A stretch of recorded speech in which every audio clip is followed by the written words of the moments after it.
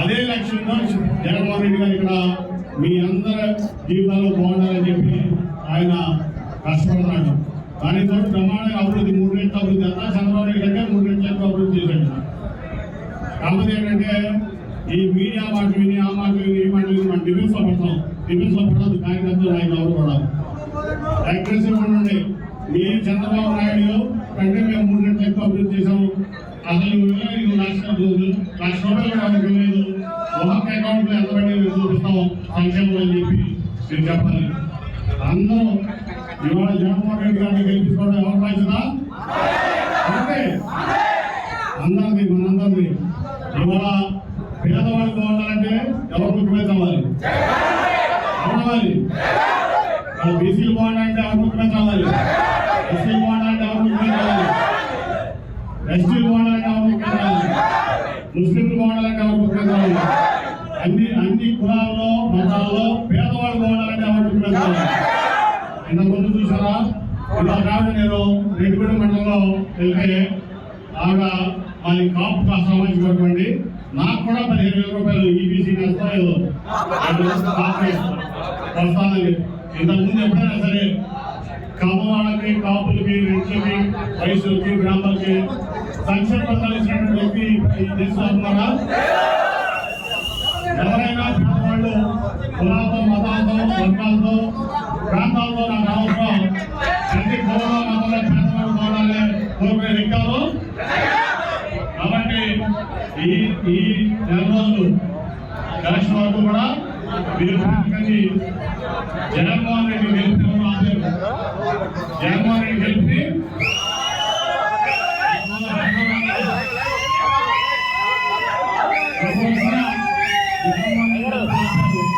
కానీ ఇవాళ మనం చూసేది ఏంటంటే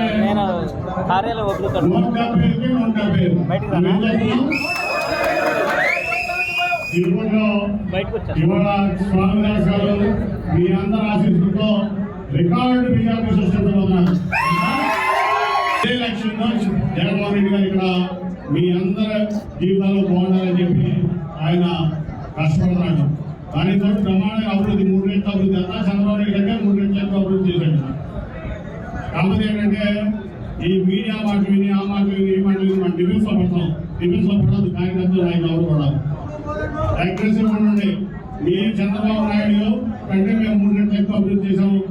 అసలు లక్ష రూపాయలు కూడా లేదు. ఒక్కొక్క అకౌంట్ లో ఎంత పడి చూపిస్తాం సంక్షేమం అని చెప్పి మీరు చెప్పాలి. అందరూ ఇవాళ జగన్మోహన్ రెడ్డి గారిని గెలిపించుకోవడం ఎవరు బాధ్యత? అంటే అందరిది మనందరిది. ఇవాళ పేదవాళ్ళు బాగుండాలంటే ఎవరు ముఖ్యమంత్రి అవ్వాలి? అవ్వాలి. బీసీలు బాగుండాలంటే ఎవరు ముఖ్యమంత్రి అవ్వాలి?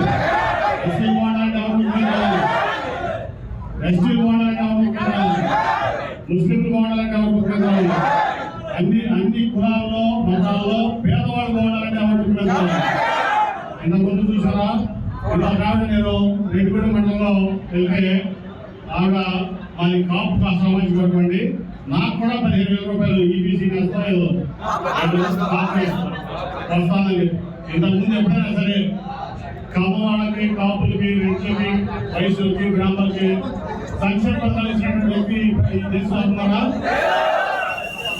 ఎవరైనా పేదవాళ్ళు కులాలతో మతాలతో వర్గాలతో ప్రాంతాలతో నాకు అవసరం ప్రతి కులంలో మతంలో పేదవాళ్ళు కావాలని కోరుకునే వ్యక్తులు.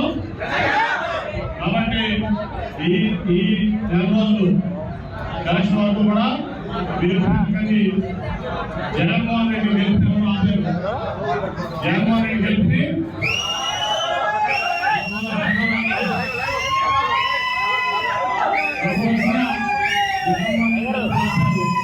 కానీ ఇవాళ మనం చూసేది ఏంటంటే